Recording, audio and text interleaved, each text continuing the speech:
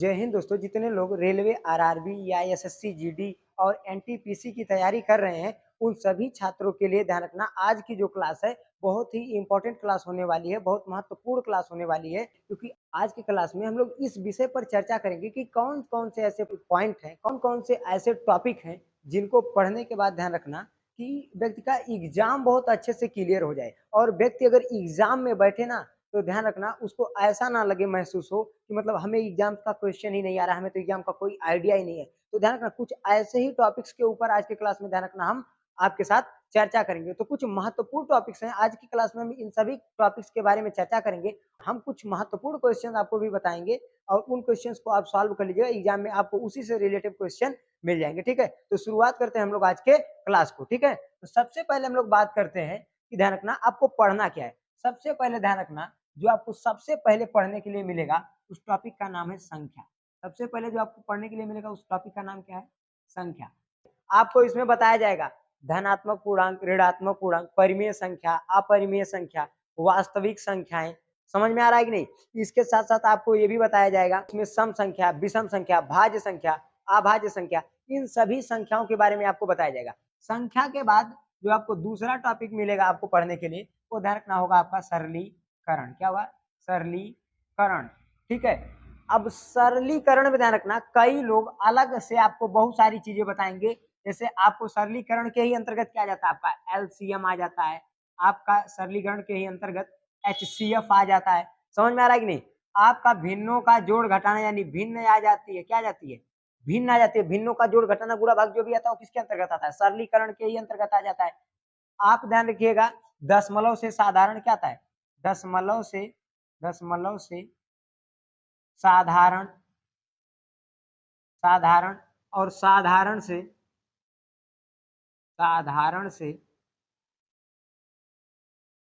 दशमलव, ये जो सभी टॉपिक है ध्यान रखना, साधारण से दशमलव, ये जो भी टॉपिक है ये सब के सब टॉपिक ध्यान रखना आपके किस में आते हैं? सरलीकरण में ही आते हैं। और भी कई टॉपिक हैं जो सरलीकरण में आते हैं। जब हम लोग एक एक करके सभी टॉपिक को पढ़ेंगे, जैसे आपका ध्यान रखिएगा घात और करड़ी, घात और करड़ी, ये भी कहाँ से निकल के आया है? सरलीकरण से ही निकल के आया। जब आपको सरलीकरण सॉल्व करना आ जाएगा तो ये सभी चीजें आपको आ जाएंगी। इसके बाद ध्यान रखना आपको क्या पढ़ना पड़ेगा? वर्गमूल। ठीक है, और ध्यान रखना आपको फिर क्या पढ़ने के लिए इसमें मिल सकता है? घनमूल, वर्गमूल, घनमूल, घनमूल। और आपको क्या आना चाहिए? बीजीय व्यंजक। क्या आना चाहिए? बीजीय व्यंजक। और बीजीय व्यंजक के साथ साथ आपको ध्यान रखना कई बार ज्यादातर क्या पूछता है आपसे? एक साधारण ब्याज, साधारण ब्याज, और ध्यान रखना चक्रवृद्धि ब्याज, चक्रवृद्धि ब्याज, साधारण ब्याज, चक्रवृद्धि ब्याज। और ध्यान रखना आपसे क्या पूछता है? प्रतिशत। क्या पूछ लेता है? प्रतिशत। और क्या पूछता है? ध्यान दीजिएगा हानि और लाभ। और क्या पूछता है? बट्टा। क्या पूछता है? बट्टा। हानि लाभ मतलब कोई सामान आप खरीद लिए, ध्यान दीजिएगा, और उसमें अगर आपको फायदा हो गया तो लाभ हो गया और घाटा हो गई तो हानि हो गई। जैसे 50 रुपए का सामान खरीद के 20 रुपए में बेचेंगे तो भाई घाटा हो रही है, तो यहाँ पे क्या होगा? हानि। और अगर वही 50 रुपए का सामान खरीद के 70 रुपए में बेच दिए तो फायदा हो रहा है, तो क्या बोल देंगे? लाभ। अब बट्टा मतलब क्या था? दुकानदार के पास कोई कपड़ा वपड़ा खरीदने के लिए जब जाता है तो लोग कहते हैं अरे भैया इतने देबा, जैसे मतलब वो 400 बोल दिया तो लोग कहते हैं 400 का देबा, तो कहते हैं नहीं चलो अच्छा 350 दे दा, तो मतलब छोड़वा दिए कि नहीं? जो पैसा दुकानदार छोड़ता है उसी को हम लोग क्या बोलते हैं? बट्टा बोलते हैं। ठीक है, इसी तरीके से ध्यान रखिएगा आपको और क्या पढ़ने के लिए मिलेगा। और भी कई टॉपिक्स हैं पढ़ने के लिए, जैसे आपको मिल जाएगा पाइप और टंकी, पाइप और टंकी। बाकी आपको ध्यान रखना जो सबसे इंपॉर्टेंट टॉपिक एक है उसका नाम क्या है? मिश्रण। क्या नाम है? मिश्रण। समझ में आ रहा है कि नहीं? बाकी ये जो इतने टॉपिक हैं इन टॉपिक्स से आपको सवाल बहुत ज्यादा पूछा है। समझ में आ गया नहीं? इन टॉपिक से सवाल आपको बहुत ही ज्यादा पूछेगा। बाकी जितने टॉपिक हैं इन टॉपिक से सवाल पूछने की संभावना बहुत ज्यादा होती है। बाकी के जैसे टॉपिक हो गया निर्देशांक ज्यामिति हो गई, पृष्ठीय क्षेत्रफल और आयतन हो गया, क्षेत्रफल हो गया, ये सब जो क्वेश्चन है समझ में नहीं, ये सब टॉपिक से क्वेश्चन बहुत कम मात्रा में पूछता है। तो जितने इंपॉर्टेंट टॉपिक हैं उन टॉपिक्स को हम आपके सामने क्या कर दिए हैं, लिख दिए हैं। एक टॉपिक और इम्पोर्टेंट है, वो है धारा और नाव संबंधी प्रश्न। धारा और नाव संबंधी प्रश्न, समझ में आ रही? धारा और नाव संबंधी प्रश्न, इतने टॉपिक से सवाल आपसे बहुत समझ के पूछेगा। लेकिन याद रखिए, आपको सबसे बेहतरीन तरीके से पूछाना चाहिए तो क्या है, सरलीकरण। ये सरलीकरण वाला टॉपिक जिस दिन आपको बढ़िया से आ गया, ये याद रखिए, आपको सब कुछ एकदम नंबर से आएगा, एक नंबर बेहतर समझ में आएगा और हर एक चीज को आप क्या कर सकते हैं, आसानी से सॉल्व कर सकते हैं। ठीक है, तो हम लोग तो आज देख लिए इस टॉपिक को, देख लिए कि जिन टॉपिक से आपको बहुत महत्वपूर्ण तरीके से क्वेश्चन पूछेगा। अब हम लोग क्या करते हैं, सबसे पहले संख्या को शुरू करते हैं और आज की क्लास में संख्या को पढ़ करके इसको क्या करते हैं, खत्म करते हैं। ठीक है, और आज की क्लास में केवल संख्या को ही पढ़ेंगे, इसके बाद कल की क्लास से हम लोग क्या करेंगे, सरलीकरण को स्टार्ट करेंगे। ठीक है, अब ध्यान दीजिएगा, सबसे पहले हम बात करते हैं संख्या किसे कहते हैं, क्या करते हैं, संख्या। सबसे पहले बात करते हैं किसकी, संख्या। भाई संख्या किसे कहते हैं, ठीक ना। अब ध्यान देना, संख्या किसे कहते हैं, जिसको हम लोग गिनती के रूप में गिन सकते हैं उसे हम लोग क्या कहते हैं, संख्या कहते हैं। जिसको हम गिनती के रूप में गिन सकते हैं उसे क्या कहते हैं, संख्या कहते हैं। ध्यान रखना, जिसको गिनती के रूप में क्या कर सकते हैं, गिन सकते हैं, उसको क्या कहते हैं, संख्या। जैसे मान लीजिए 15 हो गया या 120 हो गया, 220 हो गया, ये सब क्या है, संख्याएं। ये सब क्या है आपके सामने, संख्याएं। अब बात करते हैं अंक की, किसकी बात करते हैं, अंक की। अंक किसे कहते हैं, तो ध्यान रखना, 0 से लेकर 9 तक की सभी संख्याओं को हम लोग क्या बोलते हैं, अंक। 0 से लेकर, अंक किसे कहते हैं, ध्यान देना, अंक। 0 से लेकर 9 तक की सभी संख्याओं को, 0 से 9 तक की सभी संख्याओं को क्या बोलते हैं, अंक। इनकी संख्या कितनी होती है, 10। अंक कितने होते हैं, 10 ही होते हैं। संख्या के प्रकार, अंक को तो ऐसे टेम्परेरी जान गए, अब हम लोग देख लेते हैं संख्या। तो आप समझ ही गए संख्या क्या होती है, आप देख लेते हैं संख्या के प्रकार। तो संख्या को ध्यान रखना, संख्या कितने टाइप की होती है, 2 टाइप की होती है। एक का नाम होता है वास्तविक संख्या, क्या होता है, वास्तविक, वास्तविक संख्या। एक ध्यान रखना, हालांकि ऐसा कुछ बताया नहीं गया, लेकिन एक महसूस कर सकते हैं हम लोग कि आभासी संख्या, क्या कह सकते हैं, आभासी संख्या। जहां पे वास्तविकता है वहां पे आभासीपन भी होगा ही होगा, ये फिक्स है कि जहां पे वास्तविक है वहां पे आभासी होगा।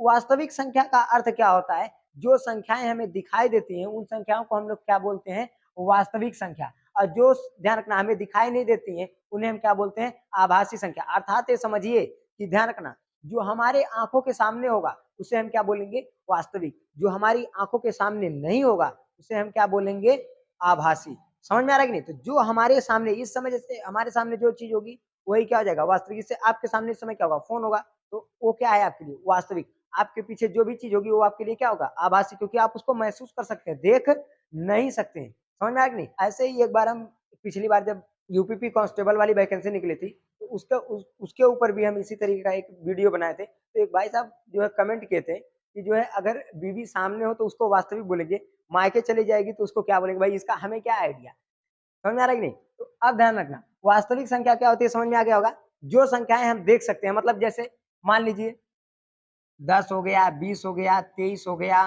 35 हो गया, जो भी नंबर आप लिखिए जिनको आप देख सकते हैं उन सभी नंबर क्या कहलाएंगे, वास्तविक। जिन नंबर को आप नहीं देख पाएंगे वो क्या हो जाएंगे, आभासी हो जाएंगे। कोई दिक्कत नहीं ना।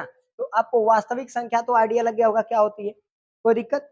अब हम बात करते हैं, ध्यान रखना, परिमेय संख्या की। किसकी बात करते हैं, परिमेय संख्या की। किसकी, परिमेय संख्या।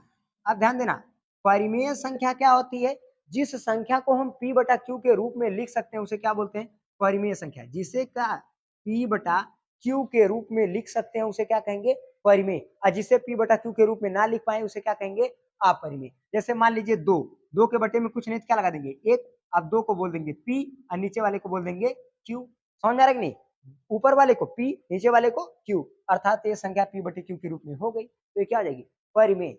ध्यान रखना। और जिसके नीचे क्या हो गया, जीरो, जिस किसी भी संख्या के नीचे क्या हो गया, जीरो। जैसे मान लो दो, दो के नीचे क्या लगा दिया गया, जीरो, तो ये परिमेय होगी ना, ये परिमेय नहीं होगी। जिस संख्या के, ध्यान रखना, जिस संख्या के बटे में कुछ नहीं तो उसके बटे में तो एक लगा देंगे, मतलब वो फिक्स है कि क्या हो जाएगी, परिमेय हो जाएगी। जिसके बटे में कुछ नहीं उसके बटे में क्या लगा देंगे, जीरो, तो ये फिक्स है कि वो संख्या क्या हो जाएगी, अपरिमेय। तो जिसके बटे में कुछ नहीं उसके बटे में एक लगा देंगे तो परिमेय हो जाएगी, लेकिन जिसके बटे में जीरो दे दिया वो संख्या क्या हो जाएगी, अपरिमेय। तो परिमेय संख्या किसे कहते हैं, जिसे p बटा q के रूप में लिख सकते हैं उसे क्या कहेंगे, परिमेय संख्या। और एक आता है अपरिमेय, अपरिमेय संख्या। क्या आता है, अपरिमेय संख्या।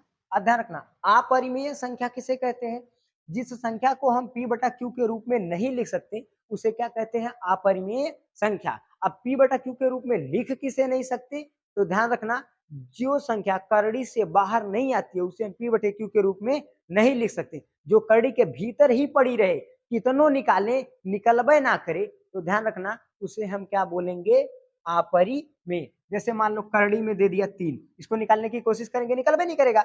अगर करड़ी में दे दिया 4, तो इसको निकालने की कोशिश करेंगे, इसको लिख सकते हैं करड़ी में 2 गुणे 2, एक जोड़ा बना, एक बार क्या जाता है, बाहर। ध्यान रखना, अगर किसी भी मान को करड़ी से बाहर निकालना है तो उसको कितने का, दो दो गिनती, उसका पहले एलसीएम निकाल देंगे, सेम दो दो गिनती लेकर के क्या बना देंगे, जोड़ा, और जोड़ा बना के हर जोड़े में से एक एक क्या निकाल देते हैं, बाहर। तो 4 का निकाल दिए एलसीएम, 4 का एलसीएम निकालने कितना आया, 2 गुणे 2 आ गया। तो 2 का एक एक क्या बना दिए, जोड़ा, और 2 को कहा एक जोड़ा बन गया तो 2 को कहा निकाल दिए, बाहर। समझ में आ रहा कि नहीं, ये चीज इजी है, आराम से आपको आ जाएगा। तो बताओ 4 क्या होगा, परिमेय की अपरिमेय। अब कड़ी से बाहर आ गया, इसके बटे में कुछ नहीं क्या लगा देंगे, एक, तो बताओ ये क्या हो गया, परिमेय। तो जिसके बटे में कुछ नहीं, ध्यान रखना, जो कड़ी से बाहर आ गया वो परिमेय, जो कड़ी के भीतर ही रह गया वो अपरिमेय। ऐसे ही आप बता सकते हैं। आप बताइए, अगर करड़ी में 5 दिया तो क्या होगा, अपरिमेय। करड़ी में 8, आप इसको पूरे तरीके से बाहर निकालने की कोशिश कीजिएगा, 2 गुणे 2 गुणे 2, एक जोड़ा बना, तो एक बार 2 आ जाएगा बाहर, लेकिन एक ठो का नहीं बना तो एक ठो कहाँ छूट जाएगा, भीतर। क्या ये परिमेय होगा ना, अपरिमेय, क्योंकि पूरे तरीके से बाहर नहीं आया। समझ में आ गई। वहीं अगर आपको करड़ी में 9 दे दिया जाएगा तो बहिरा जाएगा, मतलब ये क्या हो जाएगा, परिमेय। तो जो संख्या करड़ी से बाहर आ जाएगी परिमेय, जो करड़ी से बाहर नहीं आएगी अपरिमेय। कोई दिक्कत, समझ में आ गया। अब आगे बढ़ चले, परिमेय अपरिमेय तक आपको समझ में आ गया। अब हम लोग देख लेते हैं भाज्य संख्या। क्या देख लेते हैं, भाज्य संख्या। क्या देख लेते हैं, भाज्य संख्या। अब ध्यान देना, भाज्य संख्या किसे कहते हैं, वह संख्या जो एक और खुद के अलावा किसी तीसरी संख्या से भी कट जाए उसे क्या कहते हैं, भाज्य संख्या। मतलब कि ध्यान दीजिए, जैसे अगर हम 2 को ले लें तो 2 एक और खुद के अलावा किसी से कटेगा, कटबे नहीं करेगा, मतलब ये भाज्य नहीं है। अगर हम 3 को ले लें तो क्या 3 में अगर हम 1 से भाग करेंगे तो जाएगी, जरूर, 1/3 3 कट गया। अगर 3 में 3 से करेंगे तो जाएगी, 3 एक कम 3 कट जाएगा। 3 में हम 2 से भाग करेंगे तो क्या कटेगा, 2 एक कम 2, एक बच गया, ना कटा। मतलब जो एक और खुद के अपने आप यानी खुद के अतिरिक्त किसी अन्य से ना कटे उसे क्या बोलेंगे, अभाज्य। जो एक और खुद के अतिरिक्त किसी तीसरी संख्या से भी कट जाए उसे क्या कहेंगे, भाज्य। समझ में आ रहा है कि नहीं। मतलब ध्यान रखना, जो अपने जान पहचान वाले से केवल अपने अपने आप से और अपने पहचान वाले के अतिरिक्त किसी अन्य को वैल्यू ना दे उसे क्या कहेंगे, अभाज्य। जो खुद और खुद के पहचान वाले के अतिरिक्त कोई अन्य भी अगर उसके बगल में आ गया तो उसको भी वैल्यू दे, उसकी भी बातों को कुछ समझे हद तक, तो उसे क्या बोलेंगे, भाज्य। अब जैसे मान लो अगर हम 4 को पकड़ ले तो 4 को अगर हम 1 से भाग करेंगे तो 1 चौके 4 कट जाएगा। अगर हम 4 को 4 से भाग करें तो 4 एक कम 4 कट जाएगा। लेकिन अगर 4 को हम किससे भाग करें, 2 से भी भाग करें तो भी क्या आ जाएगा, 2 दूना 4 कट जाएगा। तो जो संख्या एक, बताओ, एक और खुद के अतिरिक्त क्या तीसरे से नहीं कटा, कटा। कोई जरूरी नहीं है कि भाई सबसे कटे, लेकिन किसी ना किसी से तो कटेगा। तो जब कोई संख्या एक और खुद के अतिरिक्त किसी अन्य से भी क्या जाए, कट जाए, उसे हम क्या बोलेंगे, भाज्य। उसे हम क्या बोल देंगे, भाज्य। कोई दिक्कत। अब भाज्य के बाद आती है किसकी, अभाज्य की। तो अभाज्य किसे कहेंगे, ध्यान रखना, अभाज्य। अभाज्य किसे कहेंगे, अभाज्य संख्या। जो संख्या एक और खुद के अतिरिक्त किसी अन्य संख्या से क्या हो जाए, ना कटे उसे क्या बोलेंगे? अभाज्य।